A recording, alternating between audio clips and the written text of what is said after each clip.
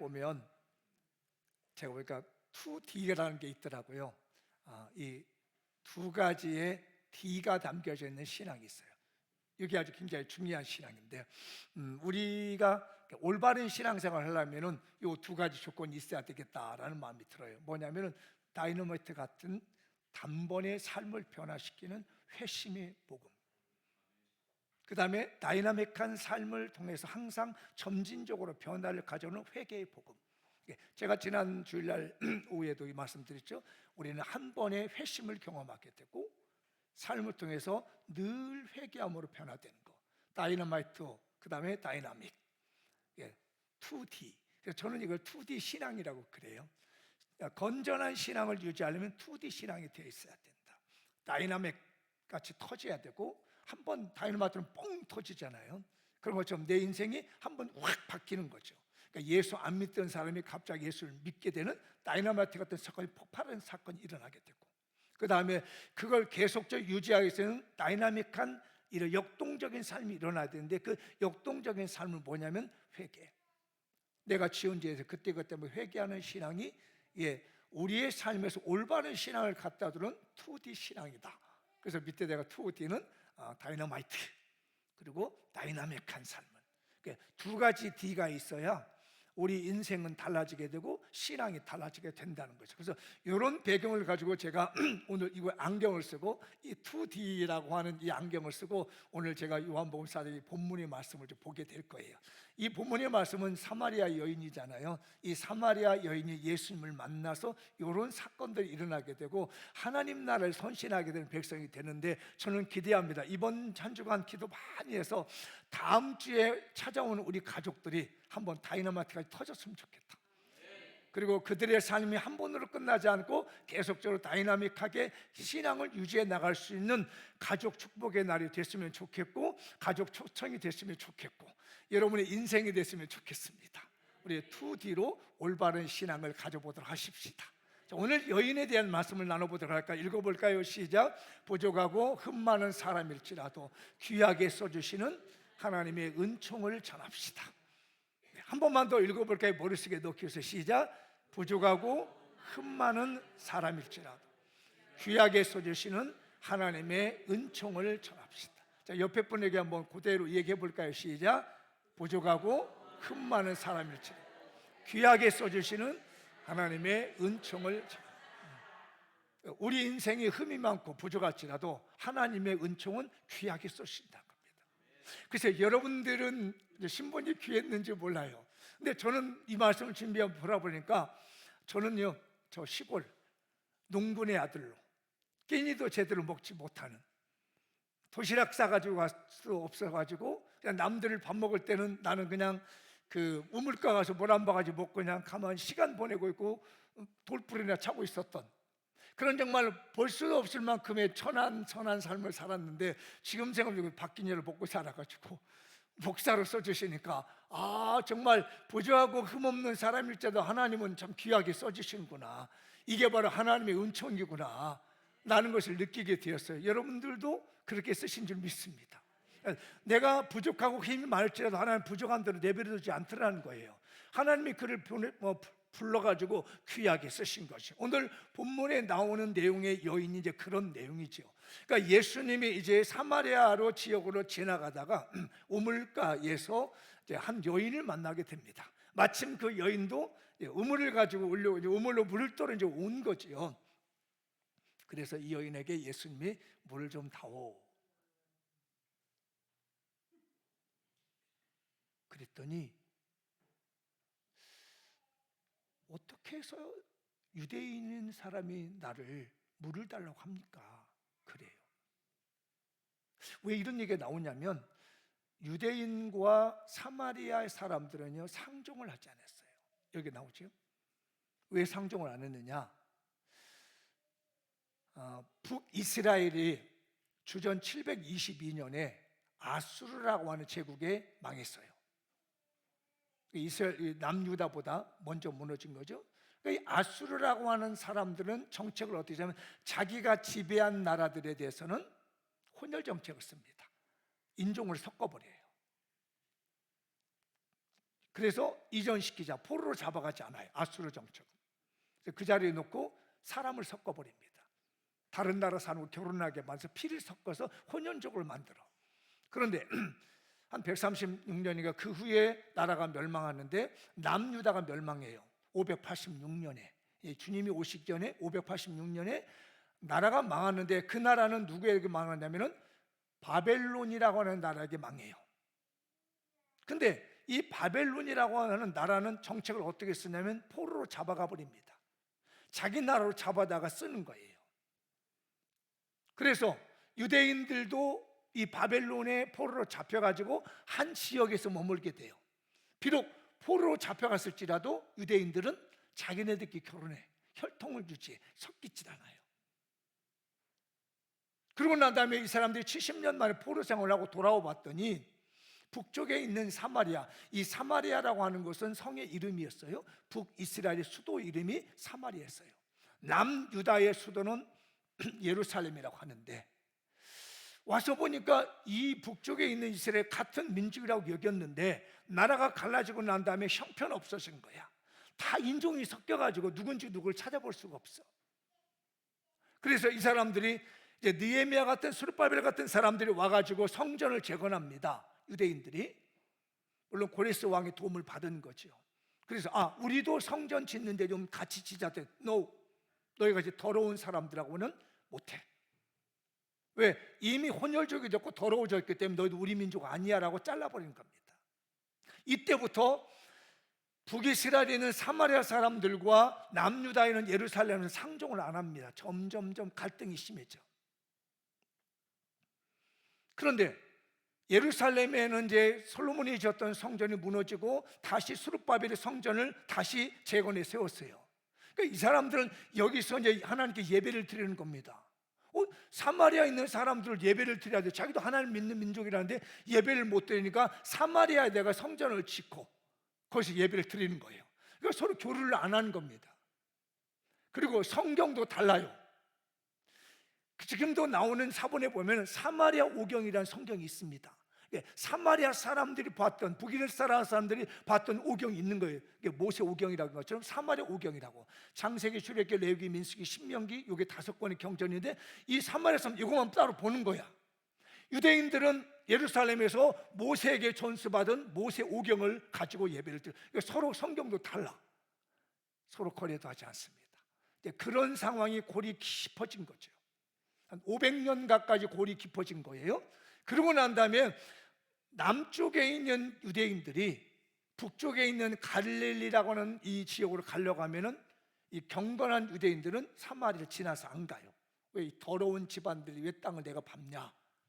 그래서 어디로 가냐면 좀 더 동쪽으로 내려가가지고 요단강을 건너서 지금 요르단이라고 하는 지역으로 해서 돌아서 가. 사마리아 사람은 상종을 안 하려고요. 그런데 보아하니 예수님이 와서 분명히 유대인이야. 와서 자기네 성에 와 물을 달라는 거예요. 그러면 이 여인이 어떻게 알았느냐? 추측해 보건대 말투가 달라. 입는 옷이 달라. 어떻게 할 수 있어요? 여기 죄송합니다. 경상도에 계시는 분들 쌀 한번 해보세요. 거기 강원도가 또 쌀이야 또. 경상도에 계신 분들, 자 본인들의 발음으로 시작.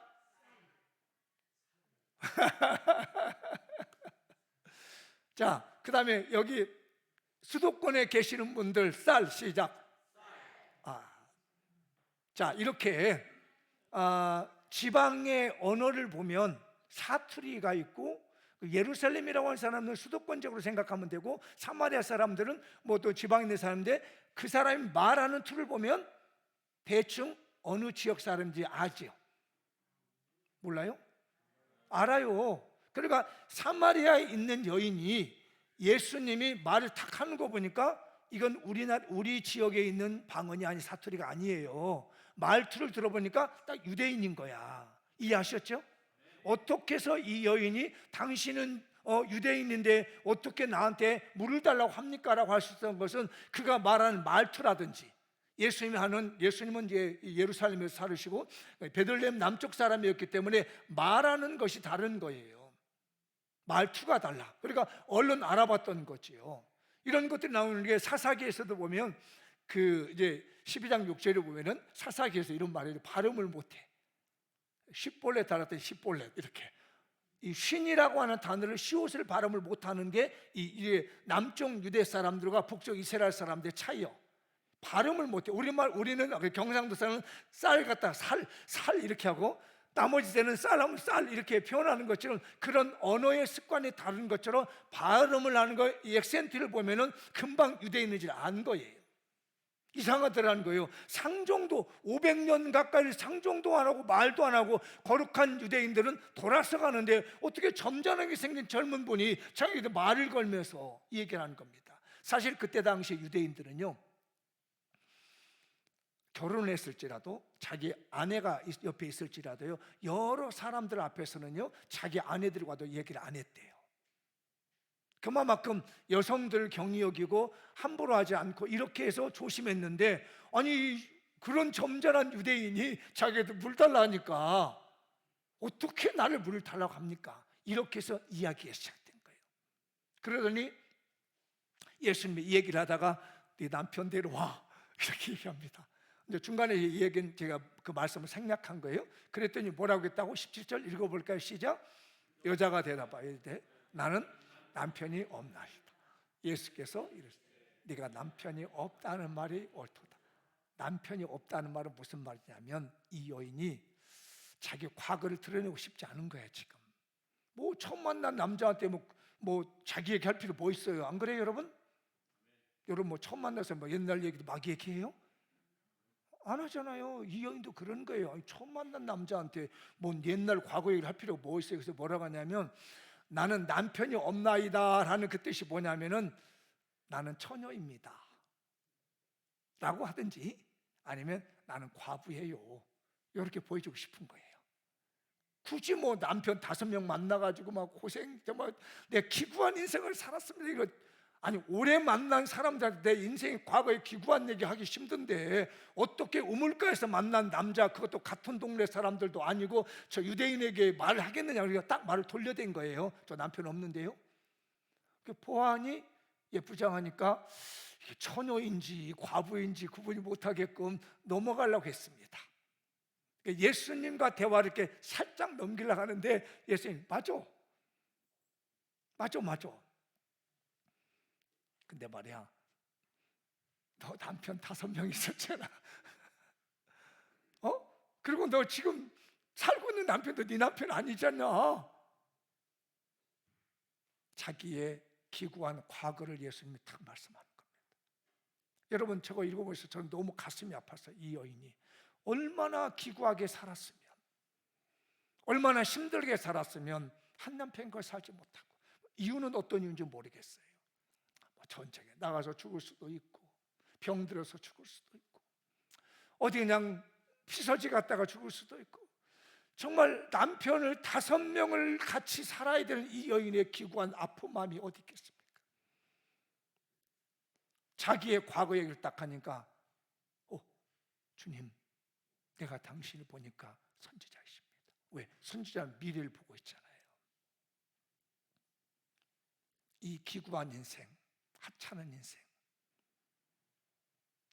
정말 살아야 돼 말아야 돼 하는 이 천박하면 어쩌면 하찮고 기구한 인생을 살아온 이 여인, 주님은 저버리지 않았습니다.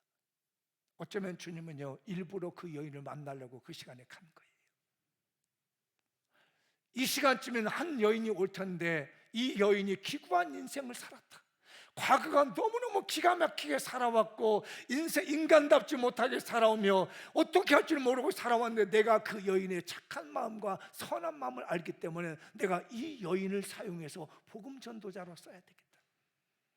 그래서 주님은 의도적으로 그런 거 체면 다 버리고 찾아가서 그 여인을 만나서 전도자로 세우신 거예요. 우리 주님은 우리의 과거를 보지 않습니다. 우리 주님은 내 능력을 보지 않습니다. 우리 주님은 내 외모를 보지 않습니다. 우리 주님은 내 재산을 보지 않습니다. 우리 주님은 내 실력을 보지 않습니다. 단지 순수하고 선한 마음으로 살아가는 열정적인 마음을 보게 됩니다. 저는 다른 교회 집회를 가면 저희 교회를 소개합니다. 여러분들은 어떻게 들을지 모르겠지만 저는 30년 동안 제가 목회를 하면서 우리 성도들을 만들고 싶었던 성도가 있다. 그래서 어느 교회 가면은 막 전투적인 용사를 만들어내는 분도 있고, 지난주 같은 집회는 제가 그래서 거기로 학자들이 많아. 학자였는데 저는 우리 교회를 뭐라고 소개하냐면 저는 선하고 선박한 농부를 만듭니다. 기분 나쁠지 모르겠어요. 저는 우리 교인들을요 착하고 순박하고 선한 농부를 만들고 싶었습니다. 그러고 보면은 뭐 생긴 건 농부 같지요? 저도? 어찌요? 대답을 하는 거예요. 외모가 문제가 아니라 내면의 세계가 착하고 순박하고 선한 농부. 그러니까 아멘이 나오는구나. 자, 옆 사람에게 칭찬하면 당신은 착하고 선하고 순박한 농부입니다. 시작.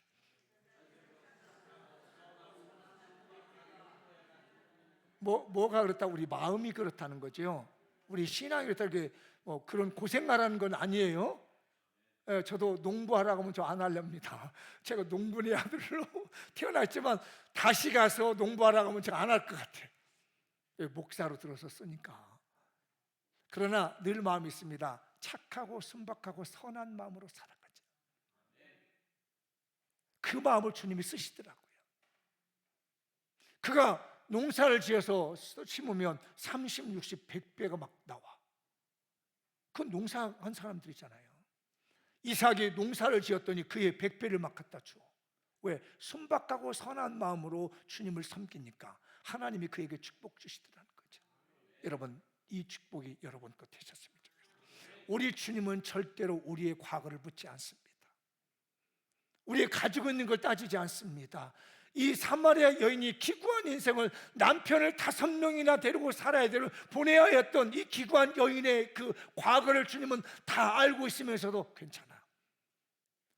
지금이 중요해.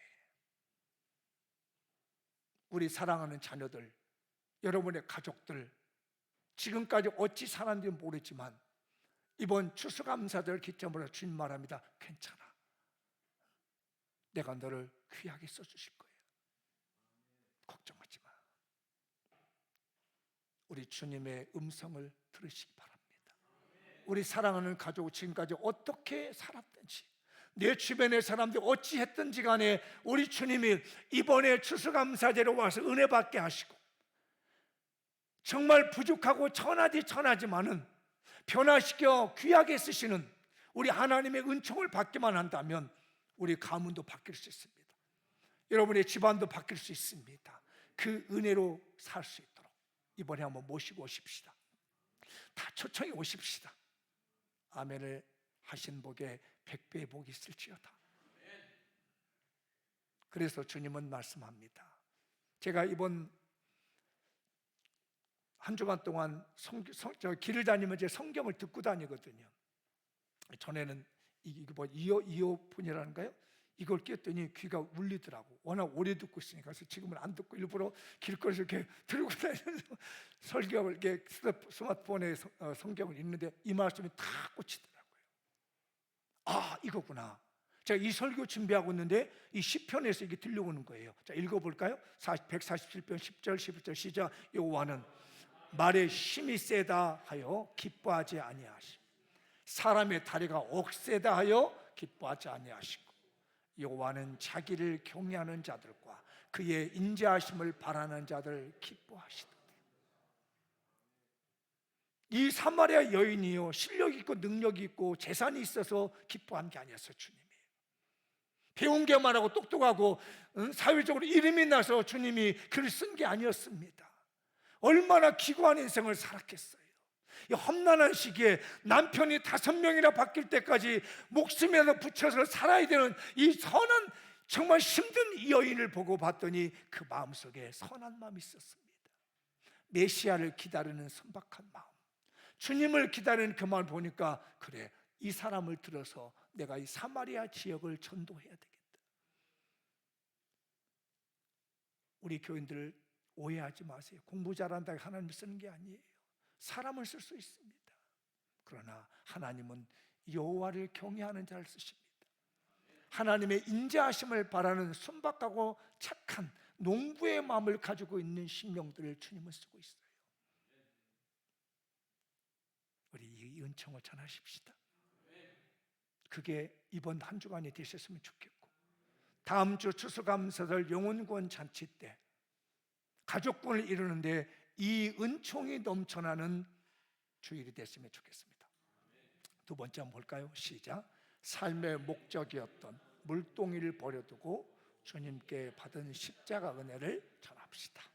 한 번 더 시작. 삶의 목적이었던 물동이를 버려두고 주님께 받은 십자가 은혜를 전합시다. 이 여인이 물길로 옵니다. 근데 이제 이게 도대체 이 수가생에서부터 이 우물이 있는 데까지가 거리가 얼마나 되는가 찾아봤어요. 그랬더니 약 2.4km 정도 된대요. 우물이 있는 곳에서 동네에서 2.4km 정도, 왕복 한 5km 되는 거죠. 4.8km니까. 그러니까 한 10리길이 넘는 거지. 약간 10리가 넘는 길을 물동이 하나를 들고 이 여인이 물길로 오고 있는 거예요. 단 하나, 이 먼 길 10리가 넘는 길을 왕복을 하는 이 길을 오는 게 물동이 들고 물 들어온 거예요. 이거 뭐 그 외간 남자 만나러 온 것도 아니에요. 뭐 자기 볼래 한 것도 아니에요. 그냥 그의 목적은 물동이 가서 10리길 가서 물 담아다가 집에다 갖다 놓는 일 때문에 온 거예요. 오로지 목적은 물 기르는 거였습니다. 그런데 이 여인이 예수를 만나고 난 뭘 하면요? 물동이를 버려버립니다. 자기의 모든 목적은, 이 먼 길을 온 것은 물을 기르려고 온 물동이를 가지고 왔는데 예수님을 만나고 버려요. 여기서 버린다는 말은 무슨 뜻이냐? 법적으로 제도적으로 쥐고 있었던, 소유하고 있었던 사람이나 물건을 놓아준다는 말이에요.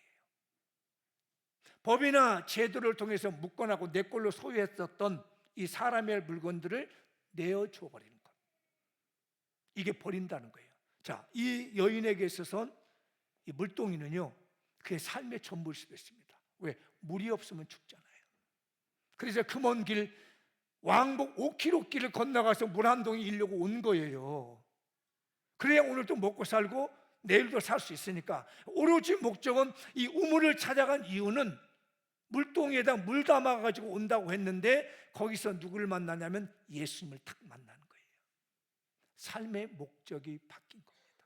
내 삶의 목적은 물을 깃는 거였지만 이제 나의 삶의 목적은 예수님으로 살아가야 되겠다. 그래서 물동이를 버리게 되죠. 이게 바로 뭐라고? 다이너마이트입니다. 탁 터져버린 거죠. 나는 지금 물동이를 가지고 물을 걸리러 하는 내 삶의 목적이었는데 내가 예수님을 만나게 되고 알고 난 다음부터 내 심령이 확 터진 겁니다. 아, 이거 버리자. 내 삶의 목적을 버리고 예수님을 향한 마음으로 살아야 되겠다 하면서 이 안에서 회심의 역사가 일어납니다. 단 한 번의 역사가 일어난 거죠. 여러분들도 오늘 그 은혜가 있어서 여기에 앉아 계신 줄 믿습니다. 세상을 향해 나갔지만은 이제 생각해 보니까 나는 세상을 해서 가는 것이 아니라 오로지 예수님, 오로지 천국, 오로지 복음을 해서 살아가야 되는 거라면서 우리는 내 물동이를 버린 줄 믿습니다. 돌아오는 주간도 우리 가족들이 이 물동이를 버렸으면 좋겠습니다. 삶의 목적이 뭐 출세하려고, 잘 먹으려고, 잘 놀려고, 평안하려고, 예수 떠나고 살아간 내 인생, 이제는 이게 아니구나, 다음 주에 만나는 예수님으로 말미암아서 이게 아니야, 내 물동인 이것이 아니라 우리 예수님이 나의 삶의 전부야 라고 물동인 내버릴 수 있는 회심의 복음의 은총이 있으면 좋겠어요. 내년도에 우리 교회, 다음 주에 우리 교회 다이너마이트가 터졌으면 좋겠습니다. 그렇다고 해서 폭탄 갖다가 다이너마이트 설치해 놓고 자, 터집니다! 큰일 나. 그러면 기도해 주십시오. 한 주간 동안 성령으로 말미암아 우리의 심령이 다이너마이트 좀 터져서 회심의 은총이 있게 해달라고. 아멘. 다음 주에 오는 우리 모든 교인들, 내 가족들이 주님의 복음으로 말미암아 이 심령의 다이너마이트가 터져서 완전히 이 여인이 물들어 왔다가 물동이 버려두고 복음의 사람으로 변화되는 것처럼 우리 장미옥교에 나오는 심령들이 말씀의 다이너마이트로 터지며 성령의 다이너마이트로 터져가지고 회심의 역사에서 인생이 바꿔줄 수 있는 축복이 있길 바랍니다. 그 주인공이 여러분의 가족이었으면 좋겠어요. 그 주인공이 여러분의 삶의 주변 사람들이면 좋겠습니다. 하나님, 다이너마이트처럼 터지는 것처럼, 한 방에 터지는 것처럼 우리 가족의 심령이 한 방에 터지게 만드셔서 회심하게 해주십시오. 복음 앞에 서게 하십시오. 말씀 앞에 서게 하십시오라고 기도해 주시기 바랍니다. 그런데 제가 도대체 이 여인은 뒤에 어떻게 살았을까? 이게 궁금했습니다. 이렇게 한 방으로 터진 다이너마이트에서 자기의 물동이를 버려들고 이제 예수님을 전하며 사람들에게서 전했는데 그 다음에 인생은 어땠을까 궁금했습니다. 성경에는 안 나와 있어요. 그 여인의 행적이 나오지 않습니다. 그래서 이제 요즘은 너무 설교 준비하기 너무 좋아. 뭐 하면 된다? AI에게 검색을 탁 하면 나와.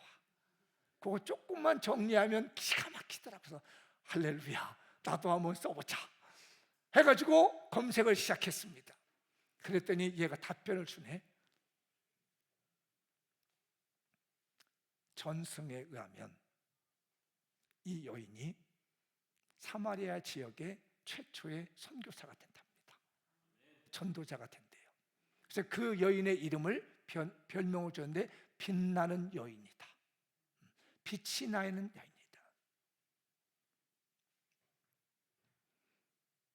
그런데 이 여인이 은혜를 받고 집에 가서 전도를 시작했는데 동네 사람들이 다 왔다고 성경은 나오잖아요. 그 중에 자기 자매가 5명 있었대요. 성경에 나오자면 전승에 의한 거예요. 5명 있었는데 그걸 다 전도했답니다. 아들 2이 있었대요. 요한과 빅토르라는 아들이 있었대요. 요 2 아들을 전도했습니다. 온 가족을 전도한 거예요. 한번 빵 터지고 난 다음에 그대로 끝나버린 것이 아니라 이게 지속되기 시작합니다. 그 지속되는 힘이 어디냐면 자기 가족부터 구원하기 시작했어요. 또 계속 전승으로는 이 사람이 북이스라엘에서 남쪽으로 내려가서 카르타고라고 하는 곳, 이집트의 북부에 있는 항구 도시 카르타고, 거기 가서 또 복음을 전합니다. 선교사, 해외의 국경을 넘어갈 선교사가 돼요. 근데 네로가 정치를 하고 있는 로마 시대였기 때문에 네로가 이걸 보고 잡아들였습니다. 복음 전하지 마라, 예수 전하지 마라고 했는데 이 여인이 멈추지 않고 네로의 신하들을 100여 명 정도를 전도했답니다. 네로의 아들들도 전도를 했답니다. 그래서 결국은 붙잡혀 우물에 던져 순교했다는 전승이 있어요.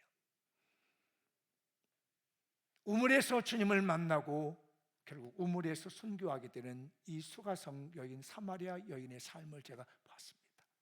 물론 이게 성경에 기록되지 않은 정설이 아니기 때문에 제가 그렇다고 단언할 수 없지만, 그러나 전승이라는 것들 또한 일부 우리에 참조한다면 그는 멈추지 않는 복음 전도자의 삶으로 우물로 시작해서 우물의 인생을 마친 우물의 여인이 되었습니다. 저는 우리 교인들의 가정이 우물이었으면 좋겠습니다. 이번 한 주간 동안에 여러분의 가정이 우물처럼 생수를 얻을 수 있고 우물가가 되신 예수님을 말미암아 생명을 얻을 수 있는 한 주간이 되시고, 다음 주에는 그 우물을 먹은 우리 성도들이 다 나와서 가족들이 와서 예배드렸으면 좋겠고, 마지막에 주님의 나라 갈 때에 내 가정에서 오붓하게 우물에서 그 여인이 순교하겠다는 것처럼 내 사랑하는 가족들 앞에서 기도와 찬송과 예배드리면서 천국 갔으면 좋겠습니다. 우물가의 여인처럼 우리가 구해야 되지 않겠습니까? 예수님을 구해야 되지 않겠습니까? 그래서 그 여인은 다이너마이트로 한번 터지더니 다이나믹하게 살아가게 되는 거죠. 한 번 변화된 걸로 끝나는 것이 아니라 계속해서 역동적인 삶을 통해서 내 삶이 변화되게 하는 것이죠. 그래서 그 여인이 다인에게 말하는 것이 29절이죠. 한번 읽어볼까요? 나의 행한 모든 일을 내가 말한 사람을 와서 보라. 이는 그리스도가 아니냐. 밑에는요, 똑같은 본문인데 쉬운 성경이라는 번역이라 제가 쉽게 번역해 놓은 걸 여러분이 한번 소개해드리면 읽어볼까요? 여러분, 이리 와서 내 과거의 일을 다 말해준 사람을 한번 보세요. 이분이 메시아가 아닐까요? 그랬더니 사람들이 몰려옵니다.